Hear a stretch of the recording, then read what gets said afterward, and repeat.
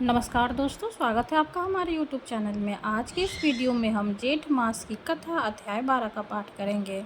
अध्याय 12 में हम ध्रुव की तपस्या से प्रसन्न हुए भगवान का आविर्भाव और उससे ध्रुव पददान के बारे में जानेंगे। तो आइए पाठ शुरू करते हैं। श्री पराशर जी बोले, हे मित्र, यह सब सुनकर राजपुत्र ध्रुव उन ऋषियों को प्रणाम कर उस वन से चल दिए और हे द्विज, अपने को कित सा मानकर वह यमुना तटीवर्ती अति पवित्र मधु नामक वन में आया। आगे चलकर उस वन में मधु नामक दैत्य रहने लगा था, इसलिए वह इस पृथ्वी तल में मधुवन नाम से विख्यात हुआ। वही मधु के पुत्र लवन नामक महाबली राक्षस को मारकर शत्रुघ्न ने मथुर नाम की पूरी बसाई, जिस मधुवन में निरंतर देव श्री हरि की सन्नी रहती है। उसी सर्व पाप हारी तीर्थ में ध्रुव ने तपस्या की।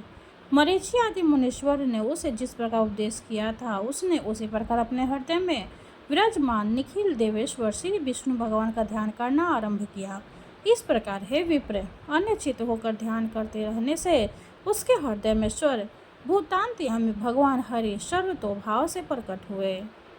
मैं मित्र योगी ध्रुव के चित्त में भगवान विष्णु के स्थित हो जाने पर शौर्य भूतों को धारण करने वाली पृथ्वी उसका भार न संभाल सकी। उसके बाएं चरण पर खड़े होने से पृथ्वी का बायां आधा भाग झुक गया और फिर दाएं चरण पर खड़े होने से दायां भाग झुक गया। और जिस समय वह पैरों के अंगूठे से पृथ्वी को दबाकर खड़ा हुआ तो पर्वतों के सहित समस्त भूमंडल विचलित हो गया। हे महामुने, उस समय नदी, नद और समुद्र आदि सभी अत्यंत क्षुब्ध हो गए और उनके क्षोभ से देवताओं में भी बड़ी हलचल मची। हे मित्र, तब याम नामक देवताओं ने अत्यंत व्याकुल हो इंद्र के साथ परामर्श कर उसके ध्यान को भंग करने का आयोजन किया। हे महामुने, इंद्र के साथ अति आतुर कुष्मांड नामक उप देवताओं ने नाना रूप धारण कर उसकी समाधि भंग करने आरंभ किया। उस समय मायाही से रची हुई उसकी माता सुनीति नेत्रों में आंसू भरे उसके सामने प्रकट हुई और हे पुत्र, ऐसा कहकर करुणा युक्त वचन बोलने लगी। बेटा, तू शरीर को धुलाने वाली इस भयंकर तप का आग्रह छोड़ दे। मैंने बड़ी बड़ी कामनाओं द्वारा तुझे प्राप्त किया है। अरे मुझ अकेली अनाथ दुखिया को सौत के कटु वाक्यों से छोड़ देना मुझे उचित नहीं है। बेटा, मुझ आश्रयहीन का एकमात्र तू ही सहारा है। कहाँ तो 5 वर्ष का तू और कहाँ तेरा यह अति उग्र तप। अरे इस निष्फल कलेशकारी आग्रह से अपना मन मोड़ ले। अभी तो तेरे खेलने कूदने का समय है, फिर अध्ययन का समय आएगा, तदंतर समस्त भोग के भोगने का और फिर अंत में तपस्या करना भी ठीक होगा। बेटा, तुझ सुकुमार बालक का जो खेल कूद का समय है उसी में तू तपस्या करना चाहता है। तू इस प्रकार क्यों अपने सर्वनाश में तत्पर हुआ है? तेरा परम धर्म तो मुझसे प्रसन्न रखना ही है, अतः तू अपनी आयु और अवस्था के अनुकूल कर्मों में ही लग, मोह का अनुवर्तन न कर और इस तपरूपी अधर्म से निवृत्त हो।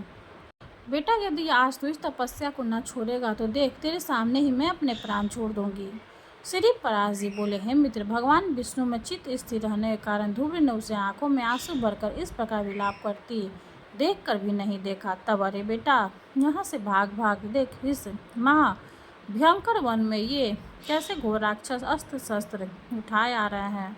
ऐसी कहती वह चली गई और वहाँ जिनके मुख से अग्नि की लपटें निकल रही थी, ऐसे अनेकों राक्षसगण अस्त्र शस्त्र संभाले प्रकट हो गए। उन राक्षसों ने अपने अति चमकीले शास्त्रों को घुमाते हुए उस राजपुत्र के सामने बड़ा भयंकर कोलाहल किया। उस नृत्य योग युक्त बालक को भयभीत करने के लिए अपने मुख से अग्नि की लपेट निकालती हुई सैकड़ों स्त्रियां घोर नाद करने लगी। वे राक्षसगण भी इसको मारो मारो, काटो काटो, खाओ खाओ इस प्रकार चिल्लाने लगे। फिर सिंह, ऊंट और मकर आदि के मुख वाले वे राक्षस राजपुत्र को त्राण देने के लिए नाना प्रकार से गरजने लगे, किंतु उस भगवत शक्ति चित बालक को वे राक्षस उनके शब्द, सियारी और अस्त्र शस्त्र कुछ भी नहीं दिखाई दिए। वह राजपुत्र एकाग्रचित से निरंतर अपने आश्रयभूत विष्णु भगवान को ही देखता रहा और उसने किसी की ओर किसी भी प्रकार दृष्टिपात नहीं किया। तब संपूर्ण माया के लीन हो जाने पर उससे हार जाने वाली आशंका से देवताओं को बड़ा भय हुआ था। उसके तब से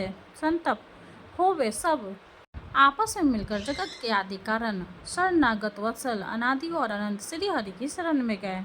हे देवाधिदेव जगन्नाथ परमेश्वर पुरुषोत्तम, हम सब ध्रुव की तपस्या से संतप्त होकर आपकी शरण में आया है। हे देव, जिस प्रकार चंद्रमा अपनी कलाओं से प्रतिदिन बढ़ता है, उसी प्रकार यह भी तपस्या के कारण रात दिन उन्नत हो रहा है। जनार्दन, इस उत्तानपाद के पुत्र की तपस्या से भयभीत होकर हम आपकी शरण में आए हैं। आप उसे तप से निवृत्त कीजिए। हम नहीं जानते वह इंद्र तो चाहता है या सूर्य तो, अथवा उसे कुबेर, वरुण या चंद्रमा के पद की अभिलाषा है। अतः हे ईश्वर, आप पर प्रसन्न होइए और इस उत्तानपाद के पुत्र को तब से निवृत्त करके हमारे हृदय का कांटा निकालिए। श्री भगवान बोले, हे सूर्यगण, उसे इंद्र, सूर्य, वरुण अथवा कुबेर आदि किसी के पद की अभिलाषा नहीं है। उसकी जो कुछ इच्छा है वह मैं सब पूर्ण करूंगा। हे देवगण, तुम निश्चित होकर इच्छा अनुसार अपने अपने स्थानों को जाओ। मैं तपस्या में लगे हुए उस बालों को निवृत्त करता हूँ। श्री पराशर जी बोले, देवादिदेव, भगवान के ऐसा कहने पर इंद्र आदि समस्त देवगण उन्हें प्रणाम कर अपने अपने स्थान को गए। सर्वोत्तम भगवान हरि ने भी ध्रुव की तपस्या से प्रसन्न हो उसके निकट चतुर्भुज से इस प्रकार कहा। श्री भगवान बोले, हे उत्तनन पात्र के पुत्र ध्रुव, तेरा कल्याण हो। मैं तेरी तपस्या से प्रसन्न होकर तुझे वर देने के लिए प्रकट हुआ हूँ। हे सुरवत, तू वर मांग। तुझे संपूर्ण ब्रह्म विषयों से उपरत होकर मैंने चित्त को मुझ में ही लगा दिया, तब मैं तुझसे अति संतुष्ट हूँ। अब तू अपनी इच्छा अनुसार श्रेष्ठ वर मांग। श्री पराशर बोले, देवादिदेव, भगवान के ऐसे वचन सुनकर बालक ध्रुव ने आंखें खोली और अपनी ध्यान अवस्था में देखते हुए भगवान हरि को साक्षात अपने सम्मुख खड़े देखा। श्री अच्युत को किरीट तथा शंख, चक्र, गदा, शांग, धनुष और खड्ग धारण किए देख उसके पृथ्वी पर सिर रखकर प्रणाम किया और सहसा रोमांचित तथा परम भयभीत होकर उसने देवोदेव की स्तुति करने की इच्छा की, किंतु इनकी स्तुति के लिए मैं क्या कहूँ। काया कहने से वह चित्त में व्याकुल हो गया और अंत में उसने उस देवों के देव की ही शरण ली। ध्रुव ने कहा, भगवान, आप यदि मेरी तपस्या से संतुष्ट है तो मैं आपकी स्तुति करना चाहता हूँ। आप मुझे यही वर दीजिए।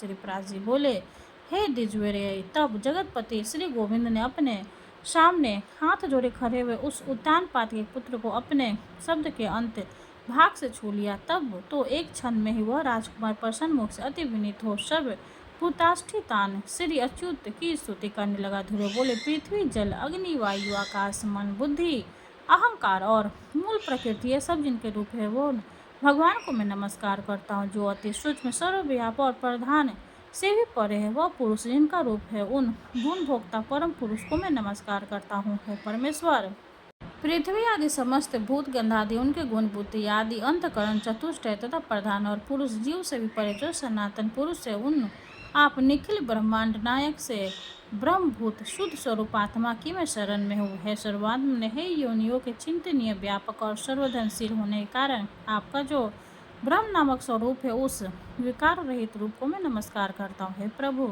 आप हजारों मस्तकों वाले, हजारों नेत्रों वाले, हजारों चरणों वाले परम पुरुष है। आप सर्वत्र व्याप्त है और संपूर्ण ब्रह्मांड को व्याप्त कर 10 गुण महाप्रमाण स्थित है। श्री भगवान बोले, हे ध्रुव, तुमको मेरा साक्षात दर्शन प्राप्त हुआ, इससे अवश्य तेरी तपस्या तो सफल हो गई, परंतु हे राजकुमार, मेरा दर्शन भी तो कभी निष्फल नहीं होता, इसलिए तुझको जिस वर की इच्छा हो वह मांगो। मेरा दर्शन हो जाने पर पुरुष को कभी कुछ प्राप्त हो सकता है। ध्रुव बोले, हे भूत भवेश्वर भगवान, आप सभी के अंतकरणों में विराजमान है। ब्रह्मन, मेरे मन की जो कुछ भी अभिलाषा है वो क्या आपसे छिपी हुई है? तो भी हे देवेश्वर, मैं दुर्निमित जिस अति दुर्लभ वस्तु की हृदय से इच्छा करता हूँ उसे आपके आज्ञा अनुसार आपके प्रति निवेदन करूँगा। हे समस्त संसार को रचने वाले परमेश्वर, आपके प्रसन्न होने पर संसार में क्या दुर्लभ है। इंद्र भी आपके कृपा कटाक्ष के फल स्वरूप से ही त्रिलोकी को भोगता है। प्रभु, मेरी सौतेली माता ने गर्भ से अति बढ़ बढ़कर मुझसे यह कहा था कि जो मेरे उदय से उत्पन्न नहीं है उसके योग्य यह राजासन नहीं है। अतः है प्रभु, आपके प्रसाद से मैं सर्वोत्तम एवं अव्यव स्थान को प्राप्त करना चाहता हूँ, जो संपूर्ण विश्व का आधारभूत हो। श्री भगवान बोले, अरे बालक, तूने अपने पूर्व जन्म में भी मुझे संतुष्ट किया था, इसलिए तू जिस स्थान की इच्छा करता उसे अवश्य प्राप्त करेगा। पूरे जन्म में तू एक ब्राह्मण था और मुझ में निरंतर एकाग्रचित रहने वाले माता पिता का सेवक तथा शव धर्म का पालन करने वाला था। कालांतर में एक राजपुत्र तेरा मित्र हो गया। वे अपनी युवावस्था में संपूर्ण भोगों से संपन्न और अति दर्शनीय रूप लावण्य युक्त था। उसके संग से उसके दुर्लभ वैभव को देखकर तेरी ऐसी इच्छा हुई कि मैं भी राजपुत्र हूँ। अतः हे ध्रुव, तुझको अपनी मनोवांछित राजपुत्रता प्राप्त हुई और जिन स्वयंभू मनु के कुल में और किसी को स्थान मिलता अति दुर्लभ हो, उसी के घर में तूने उत्तानपाद के यहाँ जन्म लिया। अरे बालक, जिसने तुझे संतुष्ट किया है उसके लिए तो यह अत्यंत तुच्छ है। मेरी आराधना करने से तो मोक्ष पद भी तत्काल प्राप्त हो सकता है। फिर जिसका चित्त निरंतर मुझमें हुआ लगा है उसके लिए सर्ववादी लोगों का तो क्या ही करना है। हे ध्रुव, मेरी कृपा से तू निसंदेह उस स्थान को जो त्रिलोकी में सबसे उत्कृष्ट है, संपूर्ण ग्रह और तारामंडल का आश्रय बनेगा। है ध्रुव, मैं तुझे वह ध्रुव निश्चल स्थान देता हूँ जो सूर्य, चंद्र, मंगल, बुध, बृहस्पति, शुक्र और शनि आदि ग्रहों, सभी नक्षत्रों, सप्त ऋषियों और संपूर्ण विमानचारी देवगणों के ऊपर है। देवताओं में से कोई तो केवल 4 युग तक और कोई 1 मनवंतर तक ही रहते, किंतु तुझे मैं 1 कल्प तक की स्थिति देता हूँ। तेरी माता सुनीति भी अति स्वच्छ तारा रूप से उतने ही समय तक तेरे पास एक विमान पर निवास करेगी, और जो लोग समाहित चित्त से सायंकाल और प्रातःकाल के समय तेरा गुण कीर्तन करेंगे उनको महान पुण्य होगा। श्री पराग जी बोले, है महामते, इस प्रकार पूर्व काल में जगतपति देवादिदेव भगवान जनार्दन से वर पाकर ध्रुव उस अत्युत्तम स्थान में स्थित हुए हैं। मुनि अपने माता पिता की धर्म पूर्वक सेवा करने से तथा द्वादश छात्र मंत्र के महात्म्य और तप के प्रभाव से उनके मान, वैभव एवं प्रभाव की वृद्धि देखकर देव और असुरों के आचार्य शुक्रदेव ने ये श्लोक कहे हैं। अहो, इस ध्रुव के तप का कैसा प्रभाव है, अहो इसकी तपस्या का कैसा अद्भुत फल है, जो इस ध्रुव को ही आगे रख कर सप्त ऋषिगण स्थित हो रहे हैं। इसकी सुनीति नाम वाली माता भी अवश्य सत्य और हितकर वचन बोलने वाली है। संसार में ऐसा कौन है जो इसकी महिमा का वर्णन कर सके, जिसने अपनी कोख में उस ध्रुव को धारण करके त्रिलोकी का आश्रयभूत अति उत्तम स्थान कर लिया, जो भविष्यों में भी स्थित रहने वाला है। जो व्यक्ति ध्रुव के इस दिव्य लोक में प्राप्ति के प्रसंग का कीर्तन करता है वह सब पापों से मुक्त होकर स्वर्ग लोक में पूजित होता है। वह स्वर्ग में रहे अथवा पृथ्वी में कभी अपने स्थान को च्युत नहीं होता तथा समस्त मंगलों से भरपूर रहकर बहुत काल तक जीवित रहता है। इस प्रकार 12वां अध्याय संपूर्ण हुआ। विष्णु भगवान की जय हो। अब हम विष्णु भगवान की आरती करेंगे। ओम जय जगदीश हरे, स्वामी जय जगदीश हरे, भक्ति जनों के संकट जन में दूर करे। ओम जय जगदीश हरे, जो ध्यावे फल पावे, दुख बिन से मन का, सुख शांपति घर आवे, सुख शांपति घर आवे, कष्ट मिटे तन का। ओम जय जगदीश हरे, माते पिता तुम मेरे, शरण गहूँ में किसकी, स्वामी शरण गहूँ में किसकी, तुम्हें बिने और न दूजा, तुम्हें बिने और न दूजा, आस करूं जिसकी। ओम जय जगदीश हरे, तुम पूर्ण परमात्मा, तुम अंतर्यामी, स्वामी तुम अंतर्यामी। पारे ब्रह्म परमेश्वर, पारे ब्रह्म परमेश्वर, तुम सबके स्वामी। ओम जय जगदीश हरे, तुम करुणा के सागर, तुम पालन करता, स्वामी तुम पालन करता। मैं मूरख खल कामी, मैं मूरख खल कामी, कृपा करो भरता। ओम जय जगदीश हरे, तुम हो एक अगोचर, सबके प्राणपति, स्वामी सबके प्राणपति। किस विधि मिलूं दया में, किस विधि मिलूं दया में, तुमको मैं कुमति। ओम जय जगदीश हरे, दीन बंधु दुख हरता, तुम ठाकुर मेरे, स्वामी तुम ठाकुर मेरे। अपने हाथ उठाओ, अपने हाथ उठाओ, द्वार पर आते रे। ओम जय जगदीश हरे। विषय विकार मिटाओ, पाप हरो देवा। स्वामी पाप हरो देवा।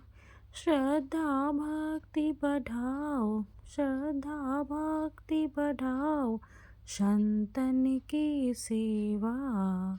ओम जय जगदीश हरे। तन मन धन और संपत्ति सब कुछ है तेरा। स्वामी सब कुछ है तेरा।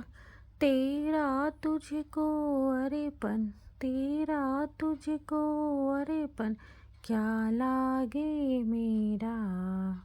ओम जय जगदीश हरे। जगदीश्वर जी की आरती जो कोई नर गावे।